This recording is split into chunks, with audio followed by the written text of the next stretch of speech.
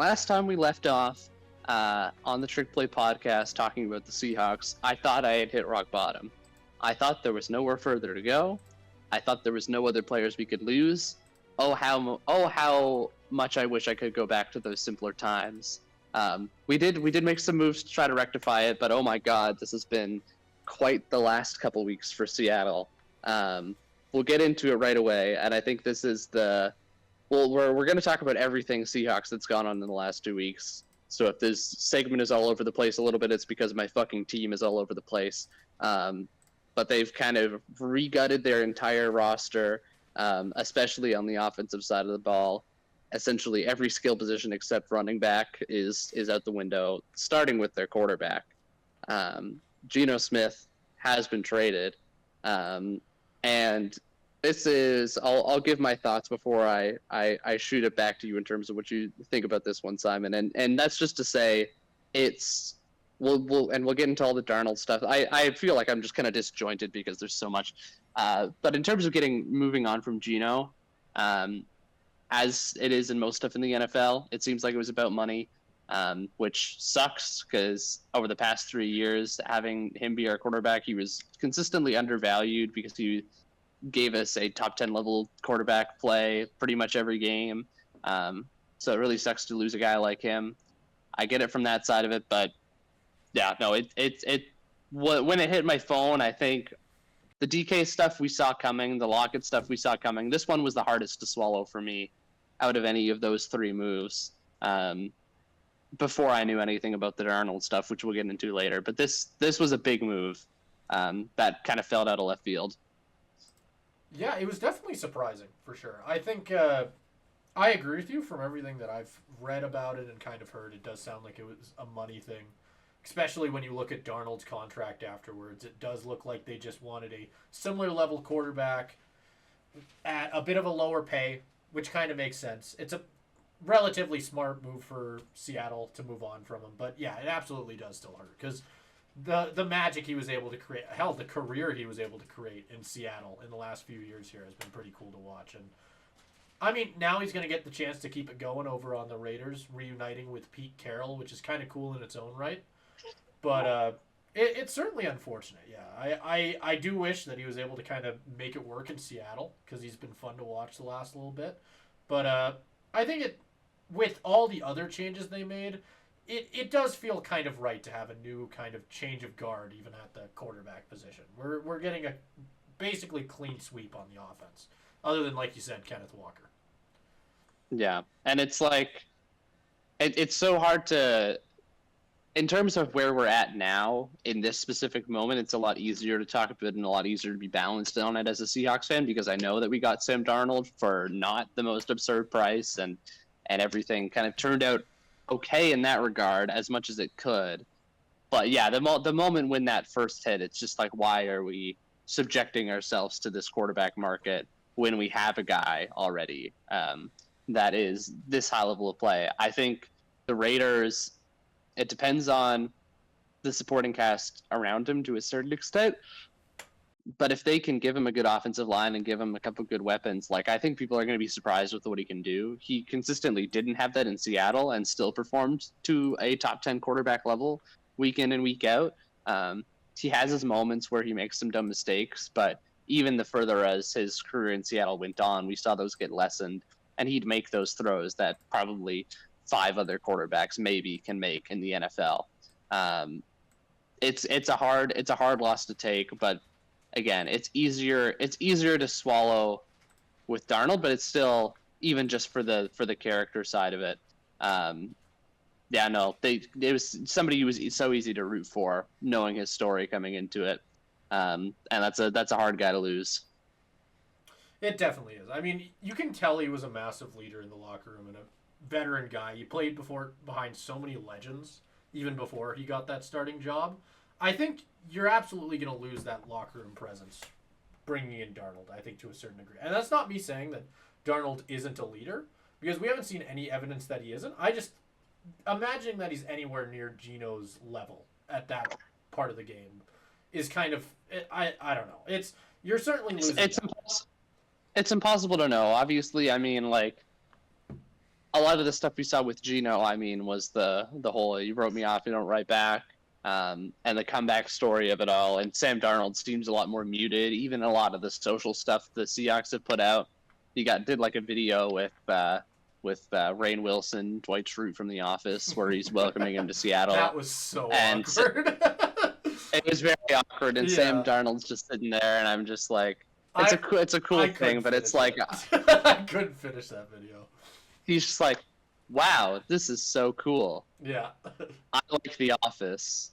Well, I'm like, okay. Even Rainn Wilson, that's his name. Even like his video that he sent over was like kind of awkward too. It just seemed like it was. I don't know. It was a hard video to watch. It's not necessarily like because this is the thing, like because it's not necessarily a move you're like excited about on face value. I was excited when we got Sam Darnold because it meant we weren't getting Aaron Rodgers. Yeah. Like okay, that was the calculus that was on my mind. It was the point where I said yes when we got Sam Darnold because I knew what the alternatives were. If it was a straight up trade Sam Darnold for Geno Smith, I don't know what my reaction would have been. Yeah. Probably not quite as positively. However, if you look at it strictly from like playing the numbers and playing the odds, it makes sense because Sam Darnold is taking like $10 million less per year, and he's like 7 years younger. I don't know the exact stats, but he's significantly younger than Geno Smith is. That's what I was about so to from check, that angle, I was curious how old he was. He's 27. He's quite a bit. Yeah, like he's quite a bit younger. Because Geno is in his mid 30s, so he's quite a bit younger, at least in football terms. So from that angle, it makes sense where it's like you get a quarterback who is that much younger, that much cheaper, and a third-round pick. It's like, oh well, why wouldn't you do that? And the reason why you wouldn't do that is because you are taking a significant risk than Sam Darnold. That's the thing. It's that one good year. It's one good year in a system that had probably the two best receivers in football. Even though the Seahawks, and we'll get to it, have made some moves to help themselves out in that area, none of them are Justin Jefferson, and none of them will be Justin Jefferson. So he's not going to have that. He's probably going to be playing behind a worse offensive line unless John Schneider starts getting off his ass and actually doing something about that issue. So it's a bit of a risk in that way because it's a small sample size and the scenario is very different. So on the financial side, if you're just looking at the numbers of it and just looking at the statistics of it, like it makes sense. But from the football side of it, it is a risk. And maybe some will say it's the kind of risk you need to take to avoid being in the position the Seahawks have been for the last 5, 6, 7 years, where they're just mediocre and on the edge of the playoffs and not getting any forward momentum. Maybe that's the thing you need to do to spark the team, but it definitely carries with it a risk of just kind of imploding on itself if he's not what he was last year. Yeah, and I mean, he's going to have help. I think the point you made about him having a worse O-line is definitely a good one, because I think when you look at the wide receiver room, it's worse. It absolutely is worse. But as far as wide receiver rooms go, it's still pretty good at this point. Obviously, JSN has developed into a very, very strong number one quarterback, number one wide receiver. If Sam Darnold didn't get signed, he'd be the number one quarterback. But he officially retired from quarterbacking. Oh, that's right. Oh, I forgot about that. Yeah, he was also shit. He was also shit in the regular season.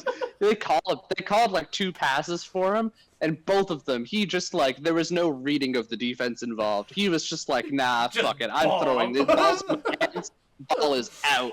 Yeah, he did not want to get sacked by a 300-pound lineman. No. Yeah, but obviously him and Kupp are going to be both very, very strong this year. Hopefully, fingers crossed for Darnold. But I think having a worse O-line is going to be interesting for him because that's going to force him to be a bit more mobile. It's going to force him to be a bit more on his feet than he probably was with the Vikings. And he's going to just have less time, which is going to be tough for him because he, especially in a season where he needs to prove it more than ever. It's going to be a new system for him, which is never easy for any quarterback. He's going to have a lot of things to prove. A lot of doubt. It may not be a new system. It may not be a new system. So that's the thing. Is part of the reason that helps this move is that Clint Kubiak the Seahawks' new OC, worked with Darnold in San Francisco. So there is some familiarity there. How long When was he in Darnold San was the backup Francisco? in San Francisco, Kubiak was the pass game coordinator. He was only there for a year, but Oh, he was also only in Minnesota for a year, right? yeah. So it's not like it's a completely foreign. Like if Sam Darnold was going into year 2 of Ryan Grubb, I'd be shitting myself. But I feel a lot more confident Yeah. in Sam Darnold's abilities under Clint Kubiak, and I think a lot of what we're hearing about Clint Kubiak is like the quarterback isn't necessarily the focus. And Sam Darnold's talked a little bit about that too, where he's like his mindset that he learned in San Francisco was to be more of like a point guard, where it's like it's not necessarily about the plays that you're making; it's about getting the ball to your playmakers and just kind of being a distributor. So that gives me some hope because that was very much not necessarily the case in Ryan Grubb's offense, where it was use DK as a decoy or let's Yeah. just like not understand game situations or game script. It feels like that is a good fit. So it's not necessarily a new scheme, even though it probably won't be exactly the same as whatever they were running in San Francisco, but there is some familiarity there, which definitely helps. Yeah, that definitely does. I actually didn't realize he was there for a full year. I don't know. That like blipped out of my brain. I remembered him being there for a preseason. So I mean, No, he was there. He Yeah. was the backup for a full year. Okay, well there you go. Hearing he was actually in the system for a full season, and it's not going to be a completely new thing. That definitely makes me feel a bit better about it. I do like Darnold like as a quarterback. I don't think he's that big of a downgrade, if at all, like skill for skill with Geno. If we get that top level that we saw from him when he was on the Vikings, but But that's a big if. Also, yeah, that's a big if. Absolutely, it is a big if.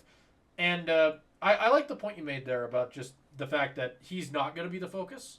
That in this offense, I think he doesn't need to be the guy he was at his best with the Vikings. He just needs to get the ball from A to B, and hopefully not find a defender somewhere in the middle.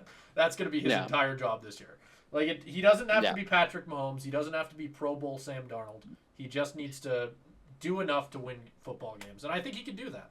I think he's definitely more than skilled enough, as long as ghosts don't get involved. That's my only fear. No, that's true. And I think the only situation in which ghosts do get involved is if the Seahawk and don't do anything with the offensive line. Yeah. Because that's the worry. Is this whole thing is built off the run game, but as all Seahawks fans know from last year, you can't run the ball if you don't have a good offensive line. Sam Darnold's going to start seeing ghosts if he's got like the entire defensive line in his face in a second since the ball gets snapped, which was last year. Facing Bosa twice a year. Yeah. So that's kind of the worry with that one. But I'm hoping the Seahawks are going to do something with it.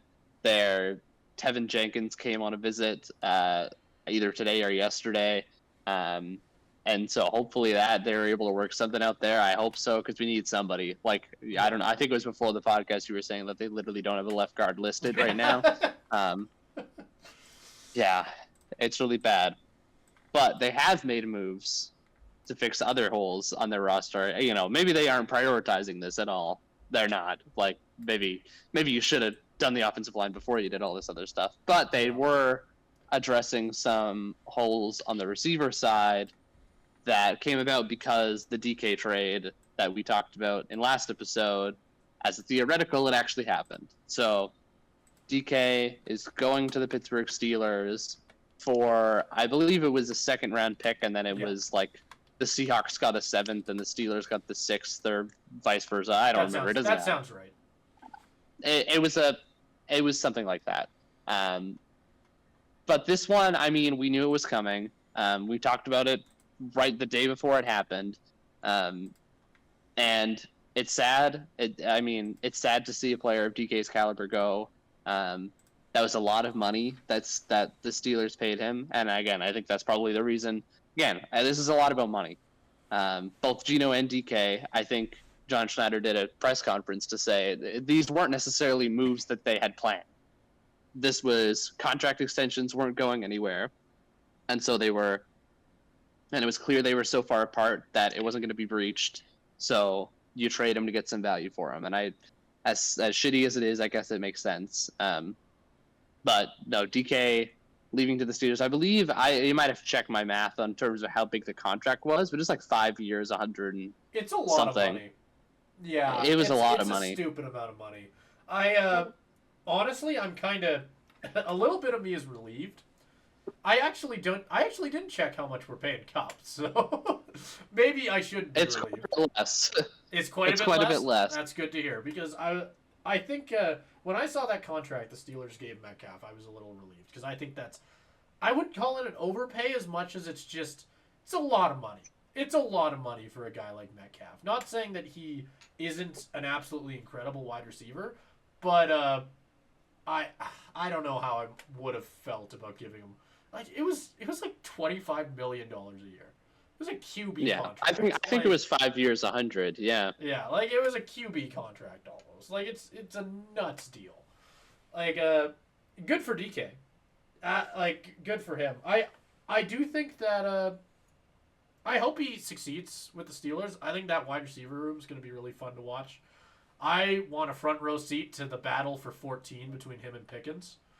I think that's going to be great. Pickens already won Oh, out. did he? Oh, that boxing match already happened? Did they go at it in the parking lot? Like No, DK just gave it up. But that's the thing with DK. It's like, again, I talked about this last episode, but he gets his reputation as like being this hothead. But he's only, again, he was like, the comparison we made was like Kachuk. He's a hothead when he loses because he doesn't like to fucking lose.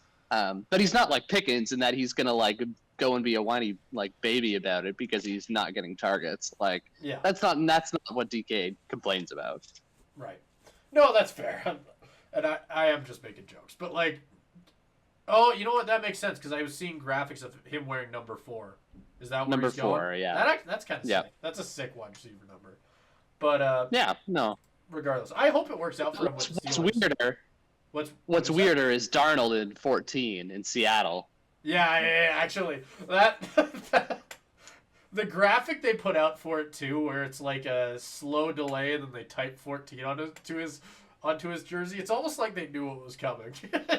They wanted people to go, whoa, I was gonna be so happy when it was just 1. I was like, we haven't had number 1 as a quarterback in a long time in Seattle. That would have been cool. Yeah, but no, it's just weird. And now with else? Darnold, no, I think Darnold has always been 14. That's what I thought. Yeah. Which that checks out. Like I get why he would want to wear that, but no, now all the numbers are screwed up, and we'll talk about Cooper Kupp in a second. That's the other big move. Cooper Kupp is now 10, which means Uchenna Nwosu moves to number 7, Geno Smith's old number. So it's all. I didn't even think about the fact that I knew he switched, but I didn't think about the fact that he took 7. Yeah. Yeah. That's great. Do we want to move on to Cup? Or do you have more you want to say on? The one last thing I will say, specifically about the number things. Who's got 2 thumbs and bought a DK Metcalf and Geno Smith and Tyler Lockett jersey within the last 2 calendar years? This guy.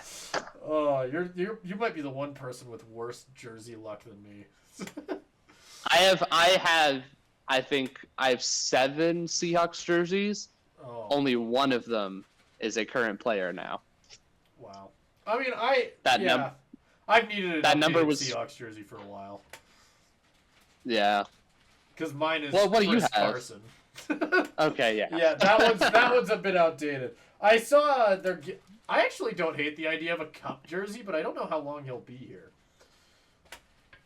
Yeah, 3 years is the contract, so that's a good. That's a good segue. We can talk about Cup. Yeah.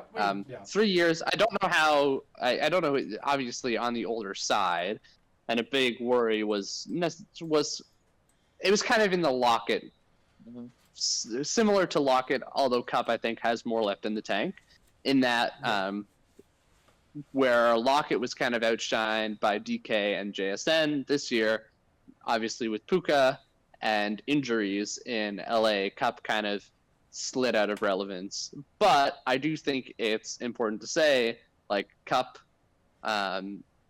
is not that far removed from that season where he just went completely ballistic, won Offensive Player of the Year, and won Super Bowl MVP, and was just like the greatest receiver to touch the grass. Like, he's not that. What are we, like 3 or 4 years removed from that? Like, he's still got some of that left. The big worry is injuries with him, and you just really got to hope he stays healthy, because if he goes down, then that's a big concern. Where it's not like you have another veteran coming in. Like, I don't trust MVS as much as I did Lockett to come in and spell DK or JSN for a game.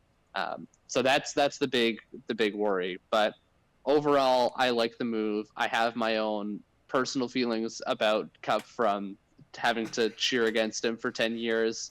But he did, and I'll send it over to you in terms of what you think of the move after I make the one comment. If you flip back to the picture, he did make the one move that I really wanted him to make as a member of Seahawks, and he trimmed that ugly ass fucking beard.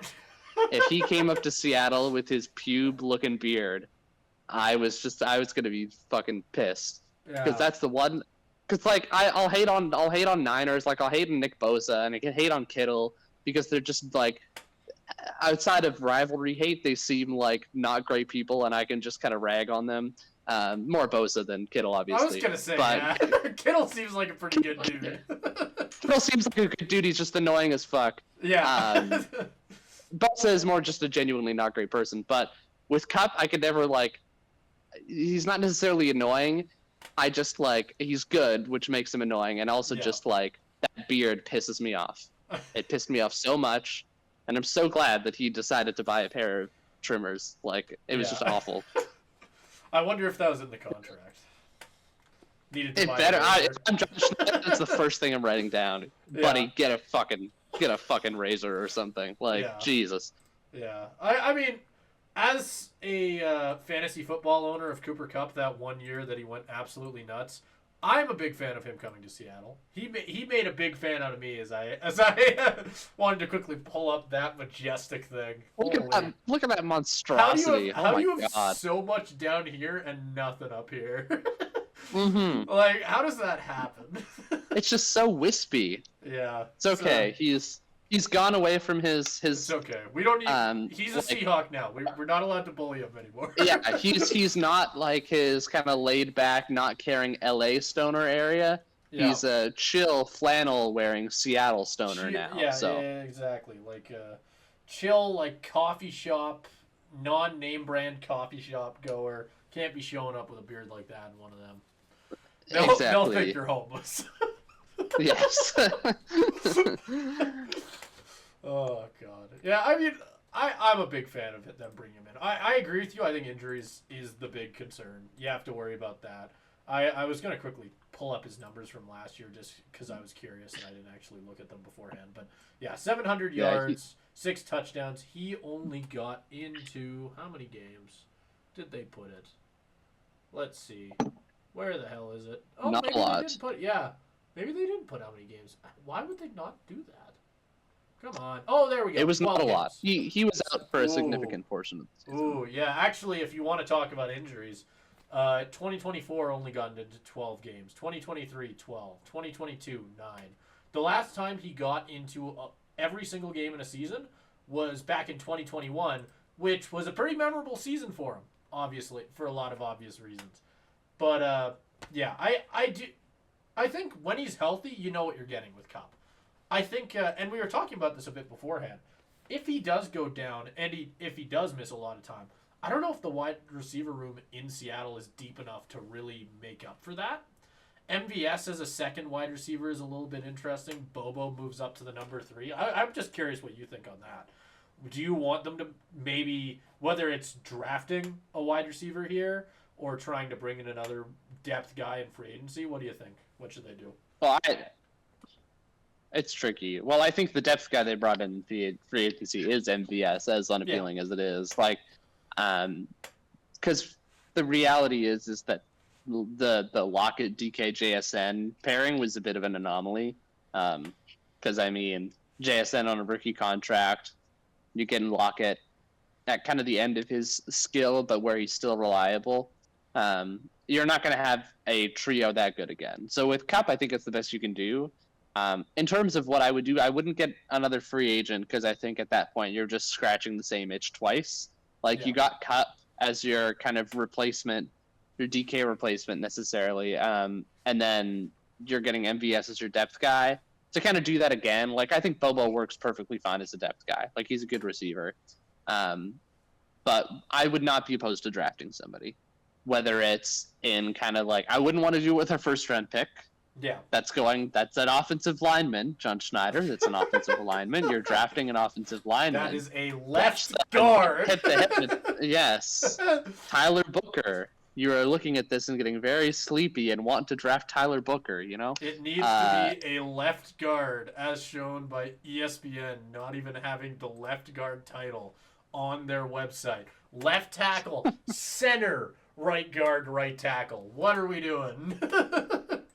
Again, I think considering how Laken Tomlinson and Anthony Bradford played last year, they might as well have gone out with no guards. Would have taken less fucking penalties. But that's true. You can't get a holding call if there's no one there to hold. Exactly. But no, I wouldn't be opposed to them drafting. I mean, receivers are usually such an oversaturated position that you can find good ones in like the third, fourth, fifth round. And with how many picks they have, I would not be opposed to just them taking a shot on a guy. Throw a Hail Mary at someone. You might as well, because I mean, like even just looking at some of all of the other than JSN, like DK end of the second, Lockett middle of the third, right? Like, you can find, even if you don't find a guy like this, or even if you just find like another depth contributor, then I think that's more than worth it. It's not priority one, but I would not be opposed to them going after somebody else. Yeah, no, I wouldn't be against it either. I like the idea of going after someone with like a second or a third. I think that's a good shout because, I mean, I like that idea more than anything else. I think that first round pick probably does need to be an O lineman. At this point, the team doesn't. It's not going to be, but. Oh really? You don't think so? Where else would they go? It's at the Seahawks. Like, what other need do they really have? Drafting Ashton Jeanty, fuck it. Like they're gonna. Could go DT. This is the Seahawks we're talking about. They're drafting is what you just said. Yeah. That'd be so. Yeah. Just the ultimate running back room of Kenneth Walker, Zach Charbonnet, and fucking Jeanty. Oh, that'd be terrific. Yeah. Unless Pete Carroll beats us to it, you know. His running back crush. Jeanty seems like a Raider. That feels right. That's totally where he's going, by the way. Like it's a Pete Carroll and a good running back. Like, come on. Yeah, makes sense. I don't know if we want to touch on at all some of the other minor moves they made. I mean, DeMarcus Lawrence is another one. That seems pretty big. Okay. Well, I it's the kind of thing where it's like, I view it as a little. It was a surprise. Like that's the one thing. Like out of any of these moves that happened, other than the Geno trade, even the Geno trade, there was a rumblings. I thought they were just like baseless rumors, but there was something out there. This one came completely out of left field. I really like it. I think it's a great move. It's scary given age and injury concerns, which again, like it's kind of a theme over the last couple free agents they've signed. But if he's able to get to not even the level he was at his peak, because I don't know if that's reasonable, but just even the level he's been producing at in the last like 2 to 3 seasons before he went out with injury for a prolonged period of time. Even at the start of last year, he was really good. So no, this is an exciting one. It's not necessarily like shoring up a need or anything, because I think our defensive line was already quite good. But if you're going from Draymond Jones, who was severely disappointing over his 2 to 3 years as a Seahawk, to DeMarcus Lawrence, like I think that's a pretty clear upgrade, and I'd be surprised if it wasn't. Yeah, I don't disagree either. I mean, it's just bringing in a vet guy more than anything else, I think. I don't actually have the number in front of me for how much he's going to cost us, but when I saw him getting brought in, honestly, it just seemed like shoring up a spot where the Seattle is already pretty solid. He's coming off a year where... Was he hurt last year? Yes, he was. Oh, okay. Well, there we go. He's coming off a year where he was hurt, so a chance to bounce back. The last year he was healthy. He had 4 sacks, 50 tackles.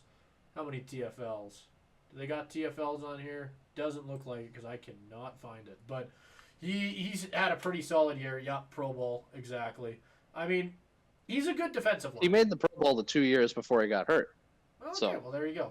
I mean, he's a very good defensive lineman, but yeah, age isn't going to be an issue. He's 32 at this point. He's definitely on the back end. He's running out of gas. Seattle is more than likely going to be his last stop.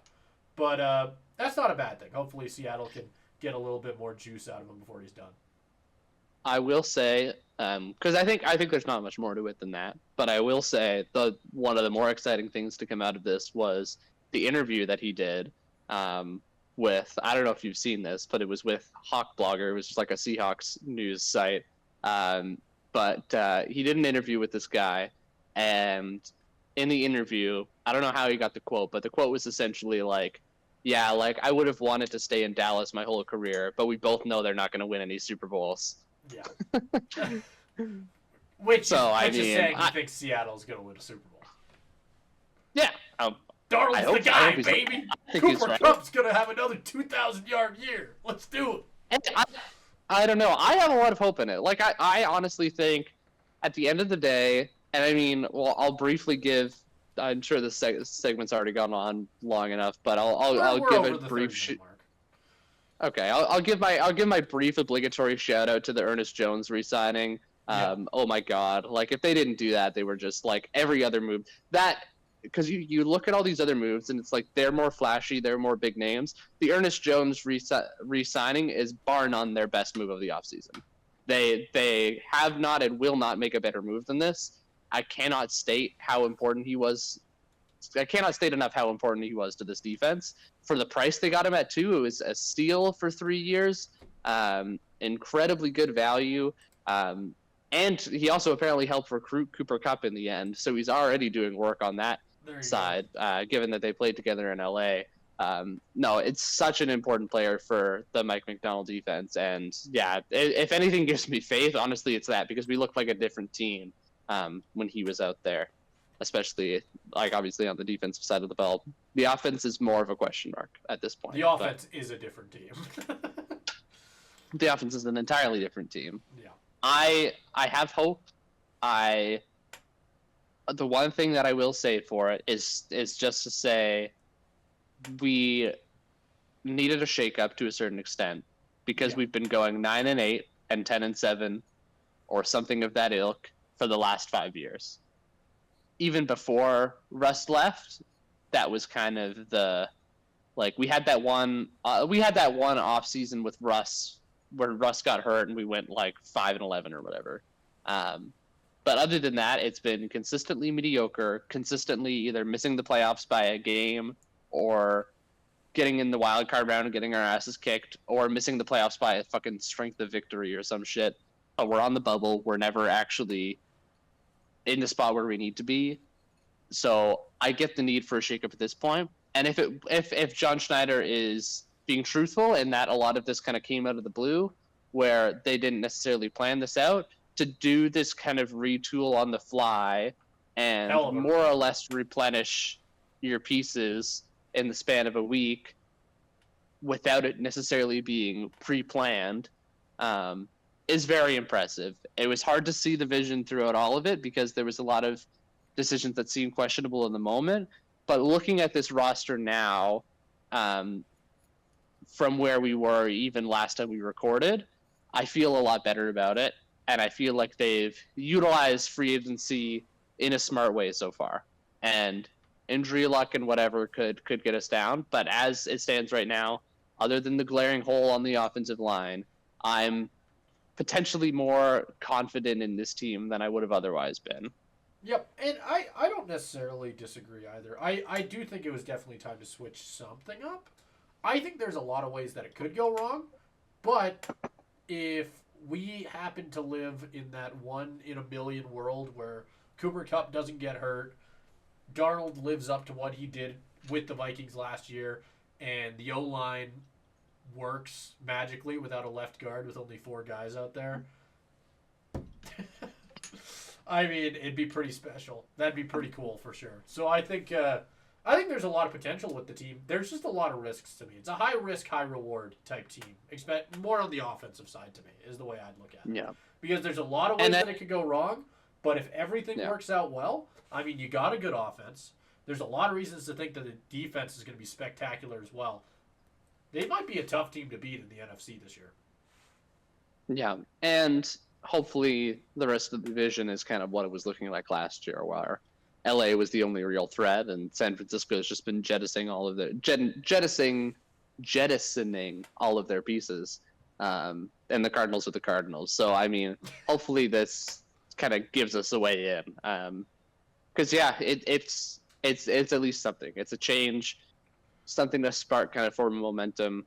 The next important part, obviously, because I don't know, will they sign Tevin Jenkins? Will they not? But otherwise, the next important part is the draft. And it'll be interesting to see how they prioritize, how they use the extra picks that they got from DK and Gino, because that's also important. Will they draft a quarterback? Will they draft another wide receiver like we talked about? Will they actually draft an offensive lineman higher than the 4th round? All important questions.